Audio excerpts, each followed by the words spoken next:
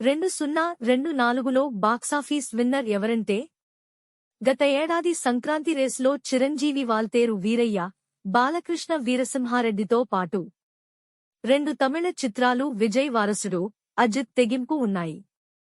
అయితే చివరకు సంక్రాంతి విన్నర్గా నిలిచింది మాత్రం మెగాస్టార్ చిరంజీవి. అయితే ఈసారి సంక్రాంతి బరిలో 4 చిత్రాలు ఉన్నాయి. మహేష్ బాబు గుంటూరు కారం, తేజ సజ్జా హనుమాన్, వెంకటేష్ సైంధవ్, నాగార్జున నా సామి రంగ బాక్సాఫీస్ బరిలో ఉన్నాయి. అయితే ఈసారి సంక్రాంతి విన్నర్ ఎవరో ఈ స్టోరీలో తెలుసుకుందాం. 2023లో మెగాస్టార్ చిరంజీవి సంక్రాంతి విన్నర్గా నిలిచాడు. ఇక ఈ ఏడాది సంక్రాంతి విన్నర్ ఎవరు అనేది ఆసక్తిగా మారింది. ఈసారి సంక్రాంతి బరిలో మహేష్ బాబు గుంటూరు కారం, తేజ సజ్జా, ప్రశాంత్ వర్మల హనుమాన్, వెంకటేష్ సైంధవ్, నాగార్జున నా సామి రంగ సంక్రాంతి బాక్సాఫీస్ రేసులో ఉన్నాయి. ఇవి కాకుండా కోలీవుడ్ చిత్రాలు శివకార్తికేయన్ అయాలాన్, ధనుష్ కెప్టెన్ మిల్లర్ తమిళంలో మాత్రమే రిలీజ్ అయ్యాయి. ఇక కింగ్ నాగార్జున నటించిన నా సామి రంగ ఈరోజు విడుదల అయింది. పాజిటివ్ రెస్పాన్స్ దక్కించుకుంది. ఇక విక్టరీ వెంకటేష్ నటించిన సైంధవ చిత్రం నిన్న విడుదలై అది కూడా పాజిటివ్ రెస్పాన్స్ దక్కించుకుంది.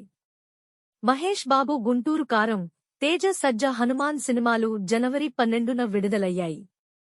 ప్రస్తుతం ప్రేక్షకుల ముందుకు వచ్చిన ఈ 4 సినిమాలు మౌత్ టాక్ రివ్యూలు కూడా బయటికి రావడంతో ఈ సంక్రాంతి రేసులో హనుమాన్ విన్ అయినట్లు తెలుస్తోంది. హనుమాన్ సినిమాకు ప్రీమియర్ల నుంచి సూపర్ రెస్పాన్స్ వచ్చింది. మౌత్ టాక్ ఈ సినిమాకు ప్లస్ అయిందని చెప్పవచ్చు. దీనికి తెలుగు, హిందీ మార్కెట్లలో సూపర్ రెస్పాన్స్ వస్తుంది. హనుమాన్తో పోలిస్తే ఇతర చిత్రాలకు తక్కువ పబ్లిక్ టాక్ వచ్చిందనే చెప్పాలి. ఇది ఈ ప్రశాంత్ వర్మ సినిమాని మరింతగా పెంచింది. హనుమాన్ సూపర్ పాజిటివ్ టాక్, రివ్యూలతో దానికి మంచి ఆదరణ వస్తుంది. ఇక గుంటూరు కారం సినిమాకు బ్యాడ్ రివ్యూలు, నెగటివ్ మౌత్ టాక్తో ఆ సినిమాకు మైనస్గా మారింది.